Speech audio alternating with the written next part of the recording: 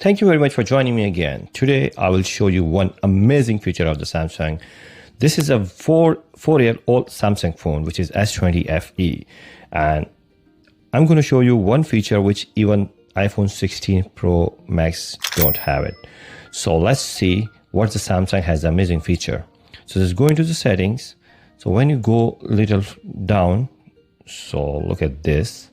So go into the battery and device care. So this is the battery tab. Just tap on it and it will bring you to this menu. So scroll down a little bit.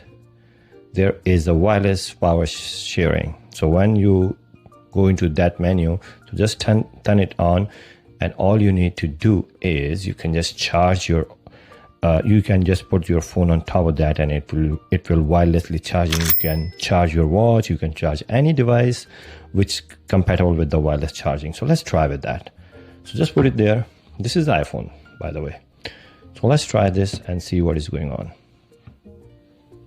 Look at this, it is charging. As you can see, it is charging. So then I have AirPods. So let's try with the AirPods. It is charging, you can see that.